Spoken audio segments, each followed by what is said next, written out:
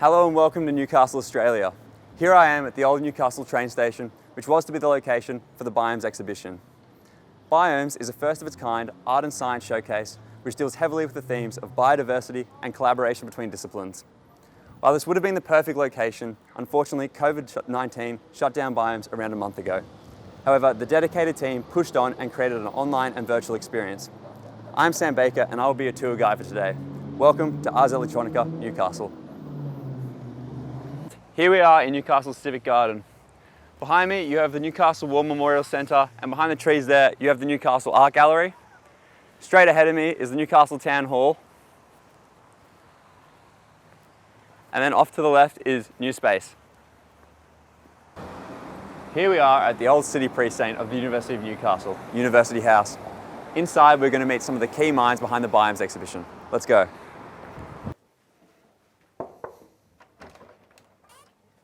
Hey guys, how's it going? Hi, how are you? So could you just tell me a little bit about the creative process behind the Biomes exhibition? Okay, yeah, the creative process has been an evolving one. So we've had to adapt to all of the different variations of biomes, and it's been incredibly creative. You know, we've had to do some really major problem-solving sort of creativity as part of it. Yeah, especially as Biomes was developed as a physical exhibition, and then when COVID came in and no one was very sure whether galleries would remain open anymore, we started to contingency plan. And then when we went into lockdown, we decided we had to go completely into an online environment. I think this is actually the fourth iteration. Yeah. It was a quick turnaround, I bet, yeah. Very. Yes, we haven't had much sleep. Yeah, I can imagine. And so what is it exactly that you wish for people to get out of Biomes? Has that changed since it's been moved to a virtual experience? I don't think it's changed. We're just reaching a different audience. So the original audience was purely just for locals, you know, for people that lived in the Hunter Valley.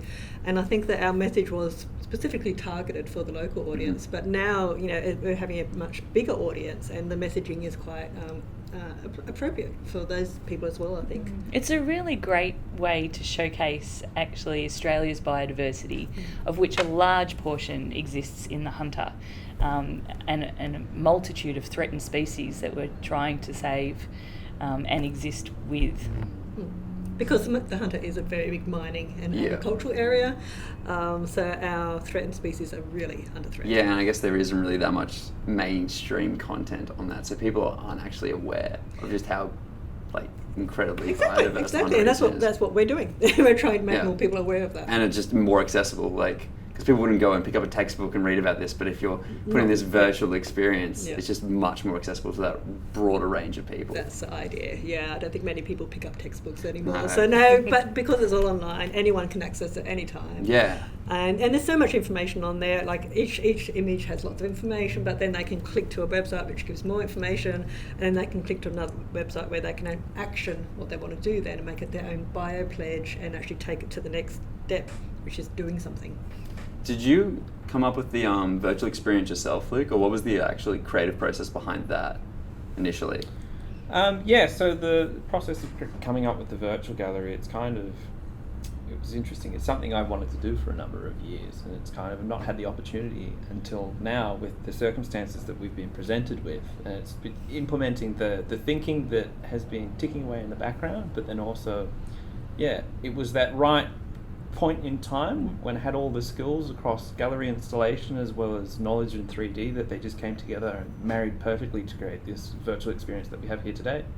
Did you have much to base it off, or was it seeing you kind of were the first to do this? Really, a lot of people have followed suit. So did you actually have a lot to base your initial impression of what the experience was going to be off, or did you come with it? It was kind of combining my gallery installation experience, my knowledge of how galleries are set up and how they operate, as well as a background in more games as well. So marrying galleries in a 3D space, and then how do you interact with virtual environments through video games, and then that's what became the interaction model and the experience. Awesome. Those two, And so this Biomes exhibition is kind of a blending of the arts and sciences. So do you really feel like that's an important intrinsic link that a lot of people don't see? Oh, absolutely. I think art and science should be linked. You know, they just go together. You know, science has the amazing content that is hard to communicate. Artists have the capacity to communicate, and sometimes we don't have the content. So, you know, it's actually a perfect partnership. Well, thank you for your time, guys. That's great. I'm thrilled to see it. Thanks, Sam. See ya. So yeah. Next, we'll be meeting Dr. Simone O'Callaghan, who is the exhibition and user experience designer for the Biomes exhibition. Let's meet her. Hey Simone, how's it going? Oh, good, thanks. How about you? Oh, yeah, plugging along. So could you just tell me a little bit about your involvement in the whole Biomes project? Okay, so I was asked to come on board because of my experience in exhibition design and also user experiences. And normally originally it was going to be a physical exhibition, but now it's a virtual exhibition. So we've been focusing on taking all that content online out of the physical gallery space into virtual gallery spaces and websites. Could you just explain to me a little bit about what's going on here? So this is some work that's actually printing out at the moment. You can see the mandala up there. But this mandala here is one of the hero images from one of the artists that's being used in the project. And that image is used across a range of different media as well, so that we people start to recognise the biome's identity. It's amazing. The detail is insane. And so there is just that much work inside this whole exhibition. How are you actually able to bring all these different pieces and all these different artists together into this one thing? Well, we've got a big team Yep. behind us, and so within what I'm doing, we have a team of working on the website. There's around about 6 of us working on the website, and we worked. We have a collaborative site map that we work with that we developed, and then we go through and we work on the content. So each of these things here represents a page on the website, except for these ones that are comments. And within our team, we've got 3 students working with us as well. Tori McMaster, Courtney Birch from B Visual Communication Design, and Jane Lowe from Bachelor of Creative Industries. And they've been absolutely amazing. They've been fantastic. What an experience for them. It's great. They came from Studio Z, which is a studio that we run over the summer for design students. So they've got experience in working on pressure projects, but they probably haven't had to deal with as much scope creep as I've thrown at them for this project, unfortunately. And they've been fantastic. They're great. And if there was one thing that people would get out of this whole Biomes exhibition, what would it be? It would be, I guess, interacting and understanding about the way that biodiversity affects everyone's lives here in Australia. And by presenting science information in new and interesting ways, we're hoping to get that across to people, to make it more accessible to them and to make it more engaging. So, for example, websites are obviously a platform that a lot of people are familiar with. The virtual gallery runs on a games engine, and again, people will really engage with that too. Well, I'm very excited to see the final outcome. Thank you for your time. Thank you.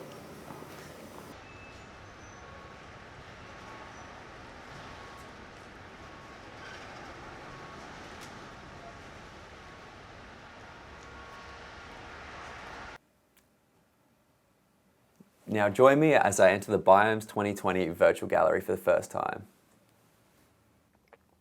Welcome to the Biomes virtual gallery. We are now in the area known as the atrium. It has been moulded and created in the traditional style of a gallery.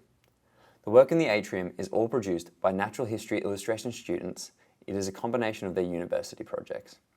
Almost all the works are acrylics on canvas, except for some which are scratchboard. Firstly, we'll be entering a room called the Wonderment. The Wonderment is all about the beauty and amazing parts of nature that many people probably don't see. As you walk in, you will hear a soundscape of Thorsby Creek catchment in Newcastle, which was captured by Nicole Carroll, which really provides the appropriate ambience for the room. Look down and you will see a number of marine life illustrations created by Catherine Sentas. Look up now, and in front of you is a spotlight animation created by Gemma Gillard, which in physical form was supposed to be a projection on the floor, with which kids and adults alike could interact with and enjoy.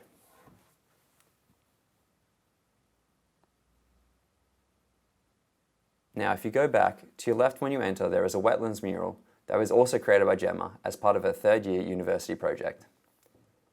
It is intended to highlight and display the biodiversity in our wetlands. This work was also meant to have a different physical form. The mural itself was meant to be painted on Old Newcastle train station. In the far right corner is a piece created by international natural history illustration student Puck Vanderland from Poland, which is centered around the role bats have in pollination and their amazing natural abilities. Along the left wall, you can find two illustrations created by Tallulah Cunningham, one titled Bats Matter and the other Mr. Cena.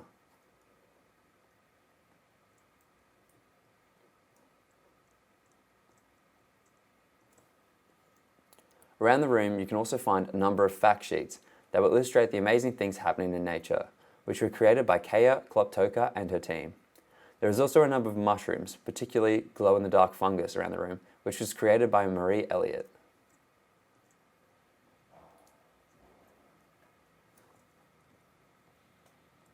Once you've finished in here, we can move on to the next room, What Went Wrong.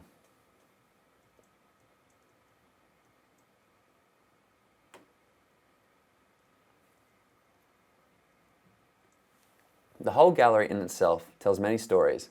In this room, however, we start to look at the reality of things and what has started and continues to go wrong within our natural world and how we can better understand it. You will immediately be greeted by two frogs, another work by Gemma Gillard. This work is created so we can better identify cane toads and also to highlight the species that are often misidentified as cane toads. For example, the Eastall pobberbonk, which you can see on the left. Between the two frogs, you'll see a mandala created by Rachel Clive. This mandala is made up of 8 endangered species and one which isn't endangered, which is in the centre. The main message behind this piece is the question, how do we protect those that aren't endangered? To your left and right as you come in are posters targeted at a younger age group by Gemma Gillard, which are all about threats to biodiversity and how we can help. Continuing on from there, you can find 3 more posters by PhD student Linda Cox, which looks at the effect of climate change on estuary systems. You can access a lot more about her studies through the online website.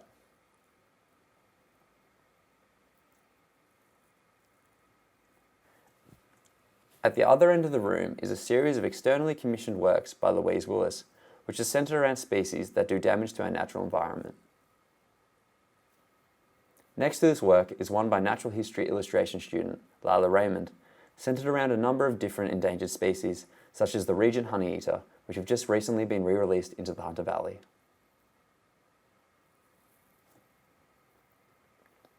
Now that we've been through this room, it's time to move on to the next one.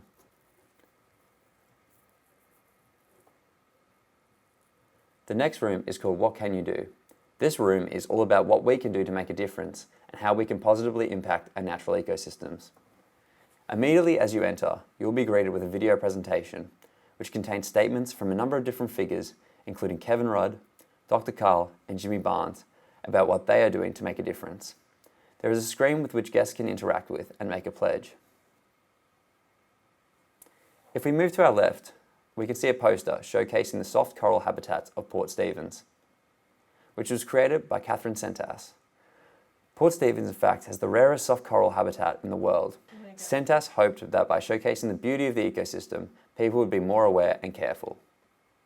You will also be able to view a practice in this room known as scratchboard illustration by artist and environmental scientist Linda Lunnan.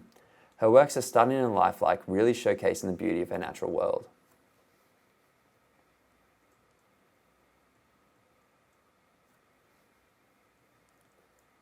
Finally, in this room, you can find 2 commissioned works by the Hunter Central Coast Development Corporation, who is a major sponsor of Biomes.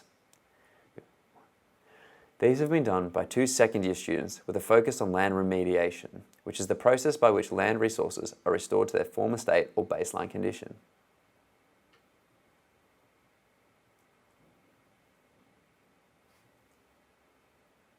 From this room, we can then move on to Future Ecosystems, the final room of today's tour.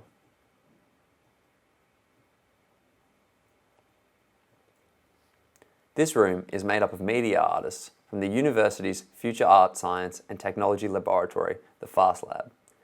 As you look down, you will see the Ars Electronica logo, as all these works are a part of the In Kepler's Garden exhibition.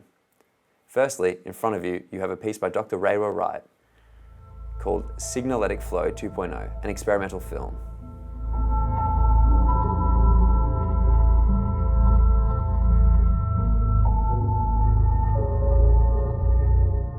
Next we'll be meeting with Dr. Rayra Wright, an interactive media designer and creative technologist who uses both augmented and mixed reality art to explore the concept of interconnectivity. Let's go and find out about our newest creative endeavour, the Fast Lab performance part of the Ars Electronica Kepler's Garden exhibition.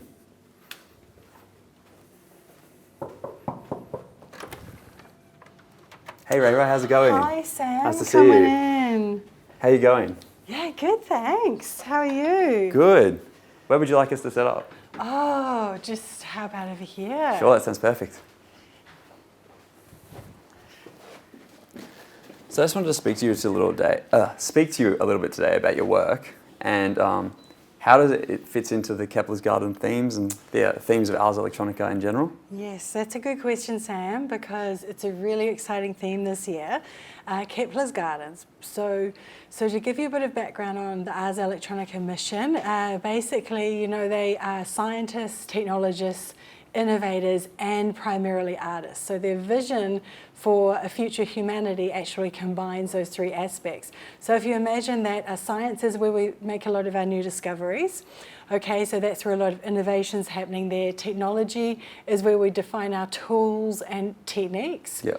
Okay, for using those innovations, but it's actually in art where we apply our critical lens and we come up with new methods and new ways of doing things, and that's often through experimentation. So that's really what this Kepler's Gardens network is all about. There are actually 160 gardens participating worldwide. Yep. It's phenomenal. There's over 1,000 people. I tried to count everyone up the other day. I think I lost count at about 1,100. Right, so we've got a lot of the major media artists in the world involved and a lot of the critical thinkers involved in this platform at the moment. And the idea is to have discussions, conversations that talk about science, technology, but also leverage these artistic ways of thinking. So ways that you can think the world in a different way, think about a future ecology for the planet is a really important goal. Yeah, and I guess that technology is quite incredible because it's allowed all these people to come together from all different parts of the world. Yeah, that's right. And that's really important with COVID, right? Because otherwise we'd be so isolated, you know, and it's important to keep up that sense of community, participation, the things that bond us together as humans. You know, community is fundamental right there. Art is fundamental right there. You know, it's the thing that nourishes the human spirit. So that's really, I think, what this network's all about, is getting everybody together, you know, joining together and showing that, you know, we can still innovate, we can still think about new ways of doing things, even though we have a global pandemic. Yeah, and would you just explain your role in the whole of the Ars Electronica process or the exhibition? Oh, yes. Well, I received an invitation from Kristofan Minsky, who's the project manager here for the Newcastle Garden. I'm a researcher at Fast Lab at the School of Creative Industry, so it was really exciting for me because I knew I could pull together a bunch of my colleagues to create the WebXR rooms that I showed you today. So we've got 5 WebXR rooms. I showed you through 3 of them, I think. Yeah. But it's actually been a fantastic process because so many people from Fast Lab have been involved. Also, we've got Alison Bennett and Jarkali Romanis from RMIT and Clinton Watkins, who's a senior lecturer in creative technology at CoLab in Auckland at AUT. So we've pulled together a really international bunch, all from the South Pacific region, just different sides of the ditch, different sides of the Tasman, if you like. So it's been a really great inter-university effort, and also, you know, we're able to strengthen our artistic communities that way. Amazing. Well, I'm very excited to see the final outcome. Thank you for your time. Thank you so much, Sam. Now, if we move to the right, we will see a piece called Truths Coexist by Louisa Magrix, a musician and crochet installation artist.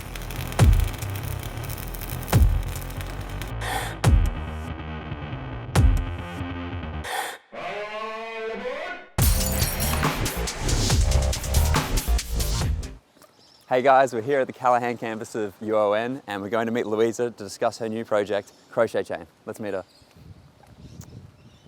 Hey Louisa, how's it going? Hey, good, how are you? Oh, I'm not too shabby. How's your day been? Yeah, pretty good. So, would you like to show us your new project, Crochet Chain? Yes, I'd love to. It's just this way. Awesome. So what was your creative process behind this design? So it's a participatory installation, and I would describe it as an intergenerational artwork. Okay. So the youngest contributor was about 6 years old. Wow. The oldest contributor about 70 years old. So we had contributions from as far as Bowral, so regional Yep. New South Wales. And yeah, so a few got sent in, and I've joined them all together today. They've been chain stitched into one another to Yep. form one long chain. And what was like your creative process behind that? How did you come up with this sort of design or idea? So I do a workshop and an installation for the Create Festival every year. Yep. And this year I was kind of thinking about how I could build on some of the things that I've learnt from the past few years. And I think always a challenge, like I've kind of landed on the chain stitch as being the easiest form to kind of teach people and to Yep. work with. But past year I've used lots of different colours, and Okay. so this year I decided that to create a unified design we'd all work in white. So that's kind of what happened. A whole bunch of people contributed their pieces. I held 3 different workshops Yep. to teach people how to do the crochet chain stitch. And yeah, we've ended up with this really big installation. It's actually amazing. So what time period did it take to like kind of create this whole thing? It was made in about 2 weeks. Wow. Yeah, Okay, so- that came together fast then. Yeah, really fast turnaround. I'm actually so thankful to the contributions of Yeah. people, because that really made this what it is. And is there a specific meaning you want people to derive from this work? Well, I think it's about connection and togetherness. Yeah. It's unifying the 2 separate sides of campus. Oh, we might go around this way. Yep, sure. Yeah, the 2 separate sides of campus. So this is the Shortland side that we're on at the moment. And then the hunter. And then Hunter side's over there. Yep. So we've got the different faculties located in different parts of this beautiful bushland campus. And I kind of like the idea of unifying the 2 separate sections that have this big long path connecting them. That's amazing. Oh my God, I can't believe you got this together in 2 weeks. It's pretty That's incredible. That's an amazing turnaround. Well, another one of the, I suppose, poetic themes that's referenced in this work is Yep. I got my Latvian citizenship last year. Wow. Yeah, and I've been learning about Latvian history and culture, and I recently learnt about this moment in 1989 when the 3 Baltic states were fighting for their freedom and independence in a peaceful, non-violent way. Yep. They had one event called the Human Chain, and it was over 1.4 million people who joined hands Wow. across the 3 Baltic states to form this really long human chain. So it's also known as the chain of freedom, Yep. and I would kind of like that to be referenced in this work as well. So there's actually a really deep meaning behind this. Absolutely, yes. process. Wow. Yeah, so forming connections across the campuses, but also across the seas. That's really incredible. And do you derive a lot of your own personal history or background into a lot of your works? I think it's a process of discovery. So I like exploring a practice-based research space. Yep. So learning by doing. Form finding is also another term I use, so finding form through that process. Yep. But as I learn how to do different things with crochet, new possibilities become real. So yeah, always learning, always being inspired, and the more that I learn about history and culture, the more I'm able to bring those themes into it. And your work's like, it's very diverse is probably the right word for it. Yep. So how would you kind of describe it? Because, I don't know, because yeah, it is just such a wide range of work. Like, how is it that you derive all these different ideas? Maths is a really big one. So Yeah. a lot of different counting sequences Yep. create different patterns in my work, and that's inspired by music and rhythms. So there's a lot to draw on there, but also it's kind of an art form of itself. So it's fun to kind of take inspiration from maths and music, but then also to see what crochet can become as an art material in its own right. Like, Yeah. there's so much you can say with it. And I think this work is an interesting evolution for me, in that it's actually quite conceptual. It's not based on the rigid counting sequences which I would normally work with. Yeah. It's a lot more simple and open in its design, but I really like the impact of it. So we started maybe like, how many meters, like 400 meters ago. Yeah. And you can just see it crisscrosses the whole way. This is all one chain. It's remarkable. And so how does this kind of fit into the whole biomes sphere? Great question. Something that I've been considering is how Callaghan campus is this beautiful bushland campus, but at New Space we don't really have many plants. Yeah. So I've done the sensory garden over at New Space, and I suppose I just like the idea of keeping the Callaghan campus connected and active in all of these different things going on. So biomes is obviously about ecology, and this engages directly with the local ecology of our university environment. Yeah, and the whole idea of blending art and science together. Exactly, yeah. And also in unifying the two separate sides of campus, Yeah. It's like the interdisciplinary collaboration is a vibe. It really is incredible. And so It's how many long. people did it take to set this entire thing up here? Oh, it's just 2 people, Wow. me and one of the team from the UON Student Central crew. That's amazing. Yes, he was up and down the ladder all day. And so what is the actual full length of this work? Excellent question. We're not quite sure yet. I'm going to get it measured with the laser machine on Monday, so we'll have the specific figure then, but definitely a few 100 meters, maybe even a kilometer. Wow. Yeah. And so when you were creating it, were you just like, this is the sort of length I want to go with? Or was it just as the days came along and as the project came together, it became clearer? It was whatever it would be, so I really didn't know the length that we would end up with. I just was kind of like, oh, we'll get as long as we get along this path. And it became quickly apparent as we were setting it up today that we had more than enough chains. Yeah. So we probably could have gone from one bus stop to the other, to be honest, but we only had a certain amount of time, so we've just done this path.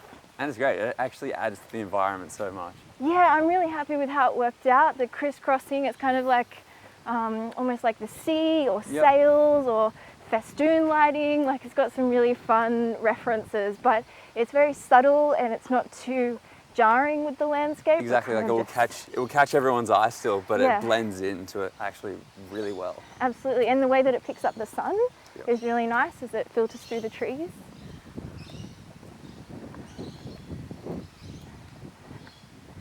So still going, it finishes at the end of this path as we come up to meet this road. Yeah, I mean, it's kind of blown my mind. to Yeah, think that this no, it's is- blowing mine. And it's just, Yeah. like you said, so beautiful in this light as we come to the end of the day.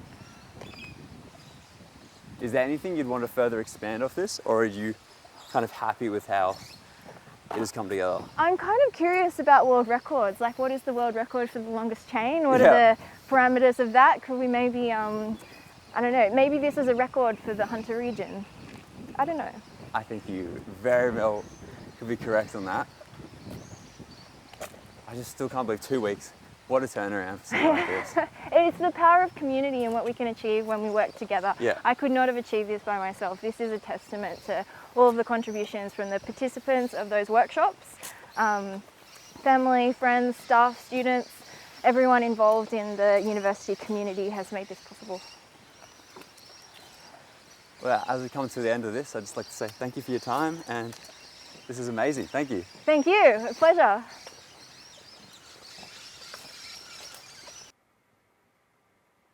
Then if we continue around to the right, we will next view Human vs. Machine by Ralph Kenke, a media artist. His newest piece is a speculative design.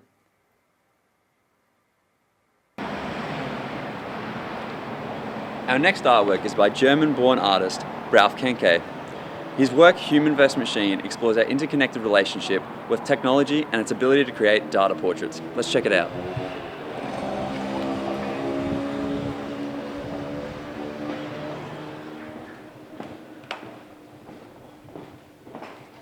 This work asks the audience to become an active participant and sit down and create their own data portrait, as I will do now.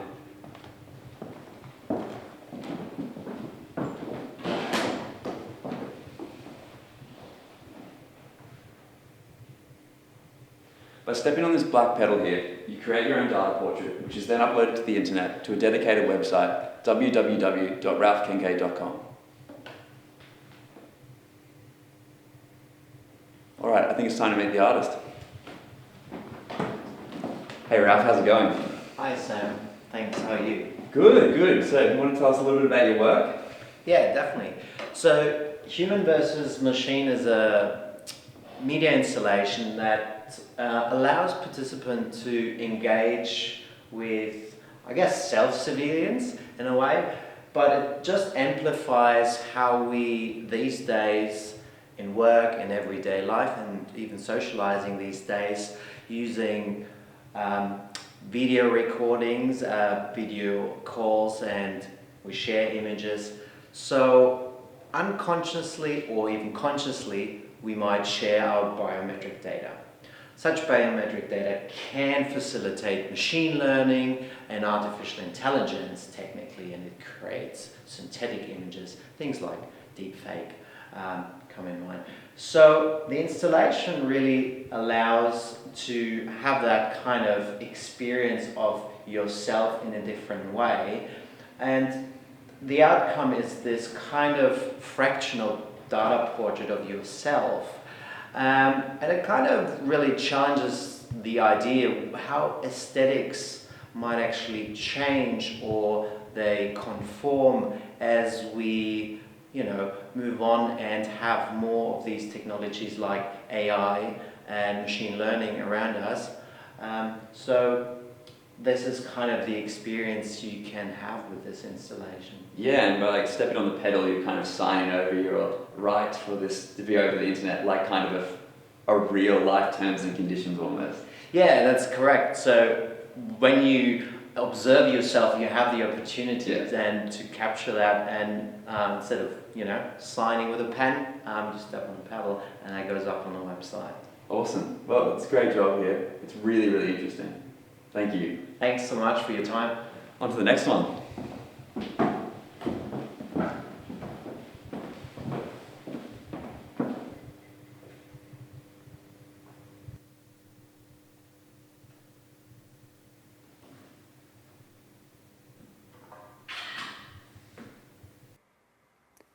Further to my right is the Electronica video by Nicole Carroll, an experimental musician and sound designer. This showcases her one-of-a-kind instrument.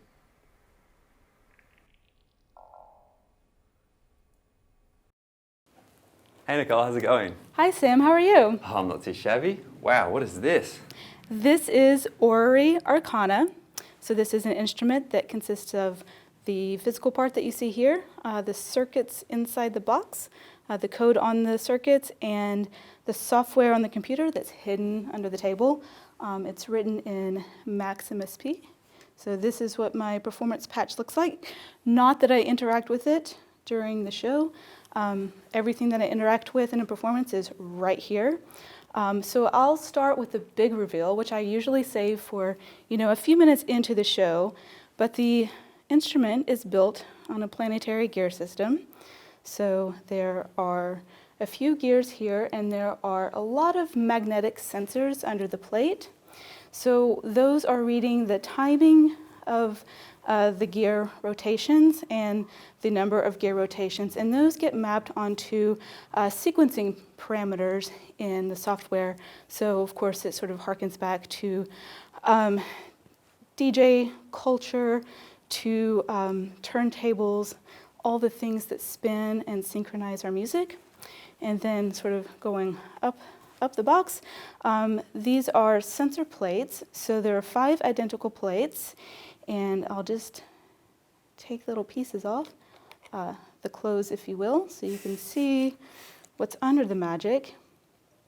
So on the plates there are 2 rings of photocells, and those capture light. And then there are a couple of Hall effect or magnetic sensors, and then the little moons here are capacitive touch sensors, so that's the same technology in your smartphone. And I have a number of rings with embedded magnets, and I spin these rings, and that triggers effects in the software. And then I have these little pieces of acrylic and of different colors, and divided into fourths, and some have multiple colors. So the photocells, they don't sense color, but they do sense intensity. So the different colors of acrylic allow a different amount of intensity to hit the photocells, and then that again gets spat into the processing parameters in Maximus P. And then the inner ring, I have these tiny little discs, which are essentially tarot cards. So with the holes, they set a binary address, and they're color-coded. So each of these smaller discs in one of their 4-point positions basically is a tarot card, and it sets an address in the software. So each position is mapped to a string of numbers in the software that then is sped into musical processes. And that's basically that. The touch sensors work very fast, which is why I use capacitive touch instead of old switches. The spikes here, which are meant for leather jackets, they're basically function knobs. So just like function keys on your computer keyboard, they change the mode that the sensors are working in, or the range that the sensors are reading. And that's basically the box. What would your creative process behind something like this be? Well, the creative process, it was a very long road, an evolution of a lot of projects over probably a 10-year time. Wow, okay. I guess about 5 years ago, I got excited about gears and I started prototyping gears for some other instruments, and that came out of an interest in astronomical clocks. So thinking about the parallel processes in astronomical clocks, and also the religious symbolism and connotation that fed into my process. And then of course, thinking about the name Orrery Arcana. Orrery is a mechanical model of a solar system, and for years I've been working with NASA data for a data sonification process, and that takes in data.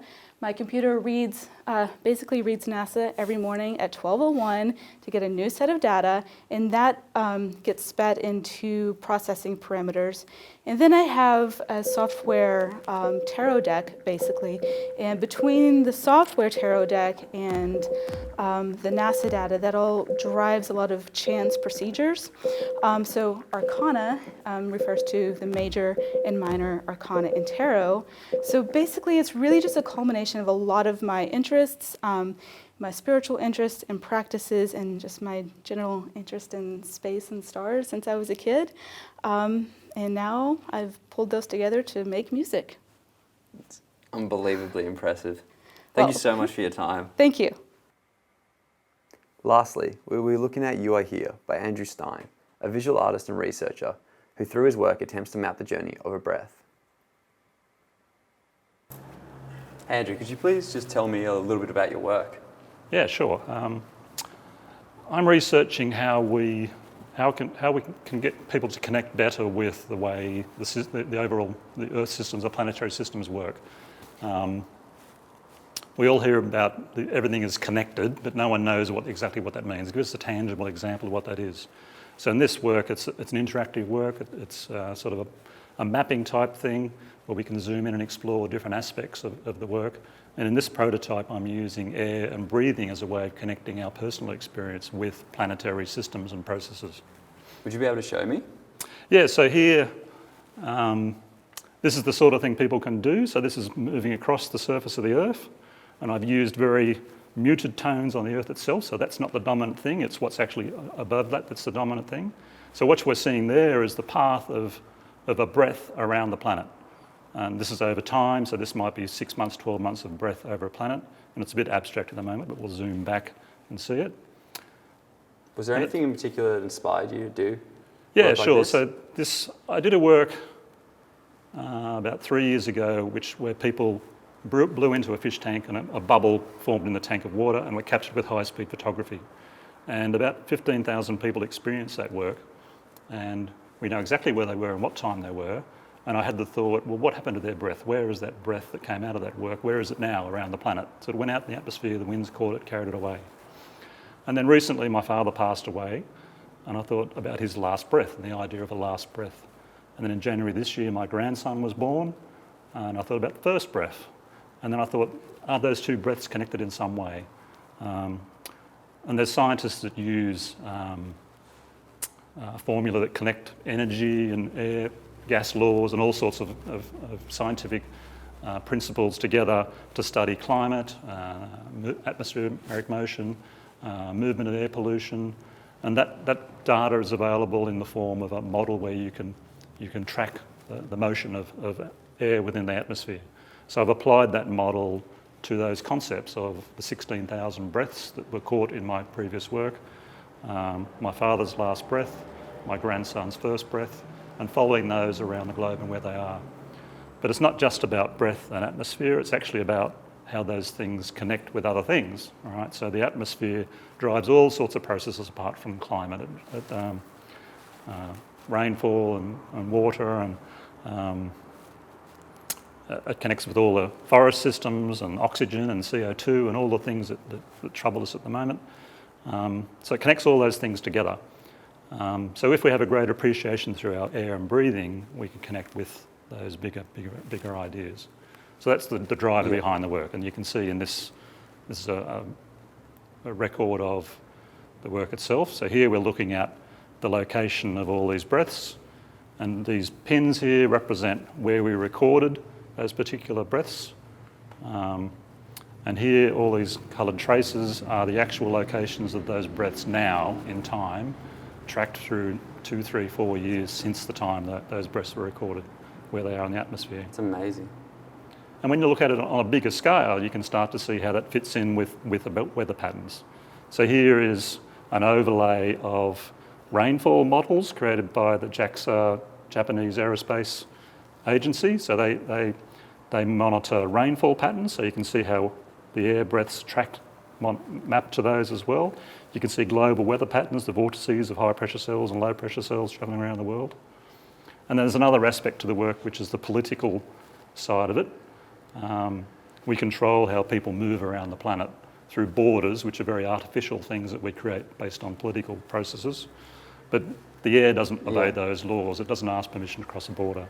So I'm trying to bring in different crossovers between various aspects of thinking about air and motion.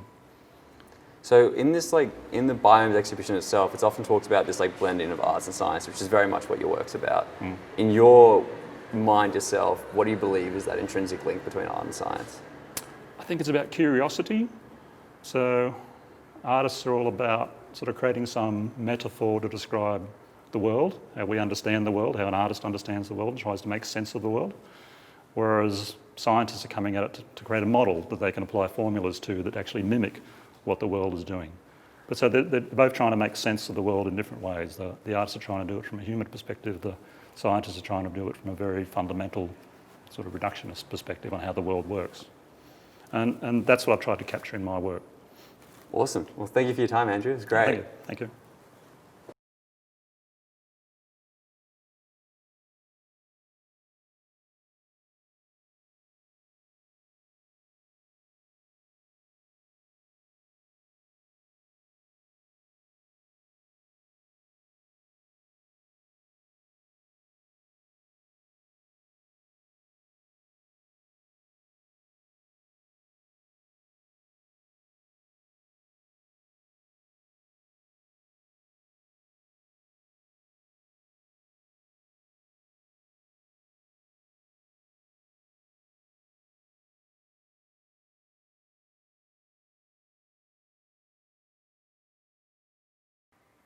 This now concludes our tour of the virtual gallery.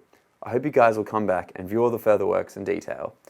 You can do this by visiting the biomes.art website. All right, now let's enter back to the real world and go meet Kristofan Minsky. Here we are at Smack Studio in Tighes Hill, which is owned by local Newcastle artist Sally McDonald. Here we'll be meeting with Kristofan Minsky from Art Thinking Australia, who has been working with to design the garden for Ars Electronica. Let's go check it out.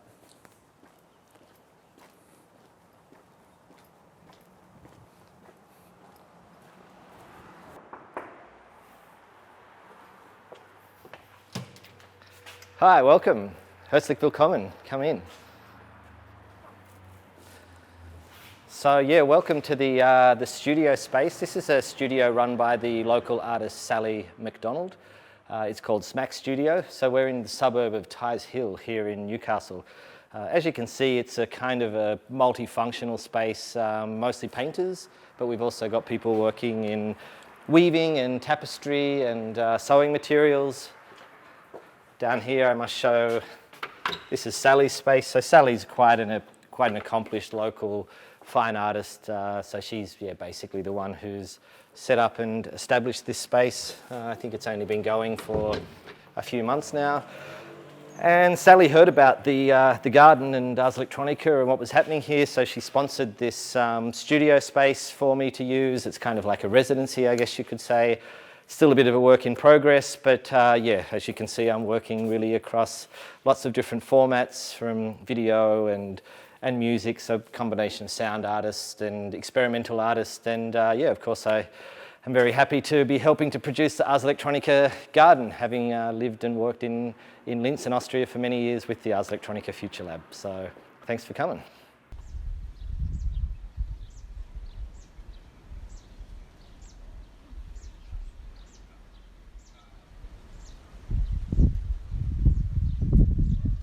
Next we'll be meeting local Newcastle restaurateur and entertainer Matthew McFarlane. Let's check him out.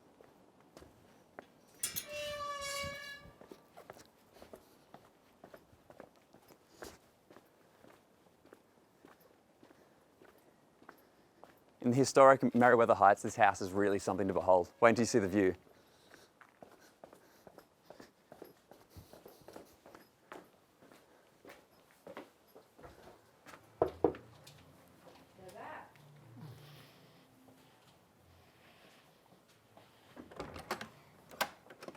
Hey Matt, how's it going? Oh, hey Sam. Good to see you. Mate, how are you? Not too bad. Wow. Come on in. What a place. Yeah, it's all right. Do you want to show us the view? Yeah, sure. Come on up. Sweet. Lead the way.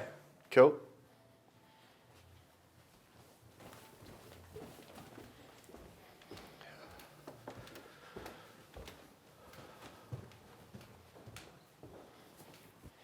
Oh man, you can Excuse see the from here. mess. Oh, that's fine. Busy household. Yeah, we got a lot of kids. Wow. That truly is spectacular, but that never gets old. Yeah, we've been here a couple of years and it's still stunning. It's lovely. I think these places that only wealthy people can have should be shared. Everyone should get like 6 months where they live somewhere and they can just get a lot of sky, see to the horizon. I think it's almost refreshing seeing like it's good for your mental health. Yeah, for sure. Yeah. So going on to biomes, how did you get involved in that entire project? Through Christopher. Yeah. Yeah. So to be honest, I didn't even really know what it was about. Christopher's very good at talking. Yeah. And I'm very good at sort of just taking the piss out of him. And he was always coming up with these ideas. And I'm like, Minsky, when you finally come up with something, just something real, let me know, okay? Like, you've got me. Yeah. You've had me. I'm in your pocket. You got me. Whatever you need, I'll do it. And this came up, and it's been a great thing to be part of. Yeah. Yeah. Yeah. And it's become like huge because it was probably even bigger than they initially planned. And it's just all these different collaborators coming together from all these different fields. It's quite a nice thing to see because you don't usually see that connection between the arts and the science. Yeah, I think that's it's like a part of the silver lining of the great big COVID cloud, is that people have had to find new ways to do things. And that the CQC that I got into to host, I found I was really blown away by the minds that are at work and the conversation that took place. Seeing like Newcastle, it's like becoming quite a hub for the creative industries almost. Like, what do you think is the best thing about Newcastle in terms of being part of that industry, or as an artist or as an entertainer yourself? Well, I think it's because we're a university town, and people come from around the country, around the world to study here, and a lot of them stay. And those that don't tend to come back. Yeah. Like Chris has been overseas for a long time, and he came back and that sort of drew me in. I like just being part of the community. Yeah. And, like you guys are studying now, 15 years down the track, if you all keep at it, you'll all be experts in your field. And then if you can collaborate with the people that you've made these connections with now, you can make some stuff happen, some really cool stuff. And that's kind of what's happened that's how I got involved, and Yeah. and that's what's happened for me. Yeah, it's just that huge collaborative process between everyone. Yeah, absolutely. It's friends hanging out and Yeah. and just bouncing off each other and making stuff. It's the creative process, you know. It's fun. I just can't get over the view. Yeah, it's pretty good. It's the type of view Yeah. where you need to just sit back and have a beer. Well, would you like one? If you're offering. I've got a couple. Another friend, Yep. has been brewing for a while, so I'll get a couple of these Foghorn beers, Yep. local Newcastle, delicious ales. Let me Oh. get them for you. Thank you. That'd be my amazing. pleasure. Thank you. Just enormous stainless steel vats, and you just know it's the freshest It's beer yeah. in town, you know. It's the great thing about Newcastle, from what I'm saying, there's just so many different products and everything just coming out of it, artists and what they're doing across multiple mediums. And Yeah, I think it's a great community. We're just far enough away from Sydney to be our own Yep. thing. And it's really coming into its own, because it used to just be seen as like, I don't know, a mining. Well, it was, city. yeah, well, it still is the world's Yeah. largest coal port. And it was, you know, BHP, it all ran off BHP. Mhm. But when I first came, I was 99 when I came to town, and one of the first things I heard on local radio was the whistle blowing for the last day at BHP.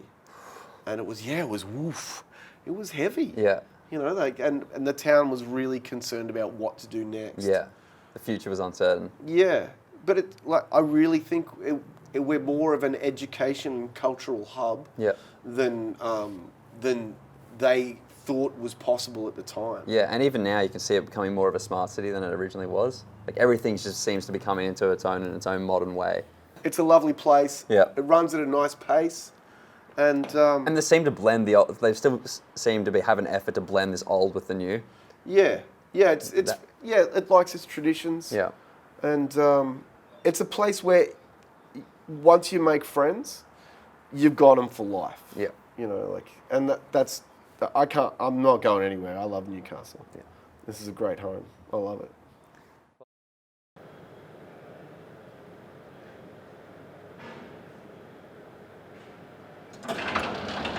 So tonight there has been some live production happening for the Biomes exhibition here at the Callahan campus at the University of Newcastle. Let's check it out.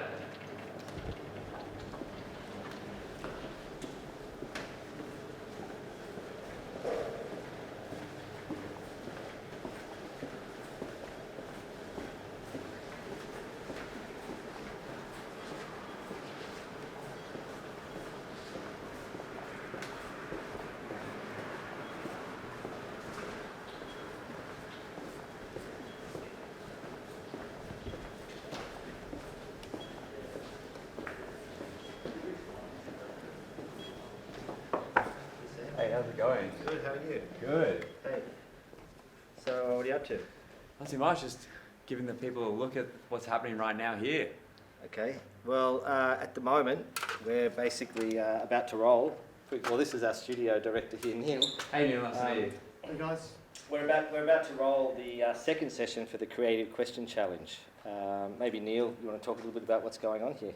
Well, basically we've just got a 3-camera studio shoot for the Creative Question Challenge. We live switched in our control room, pre-recorded, and then Christopher will load it up to the Electronica when the time comes. Awesome. You can see basically we've got a clock that's about to roll. Neil's just doing the final check with the camera crew. Then up on stage we have our local Newcastle artists, experts, scientists. Matthew McFarlane, for instance, there is a local artist who is the expert catalyst for the session. And scientist. And Matt maybe wants to say a word to you while we just do our final check. Yeah, well, hello. Hello, it's one of my favourite words. It's my great pleasure to introduce these guys. We're going to have a conversation about the invisible and inner ecology. We're going to talk about collaborations between art and science and where we can take that in this new COVID reality. That's it. Sorry guys, we realised what's the time. We literally just have to roll for the live stream. That's all good. Thank you for showing us. Thanks so much for coming along. No problem. Yeah, I think you'll be seeing Matt at his mansion Yep. in a few days from now, and I'll catch up with you guys at the studio. Sounds perfect. How should we exit? Thanks. Neil? Well, please do it, Tony. Awesome. Okay, see you guys. See ya. See ya, thank you.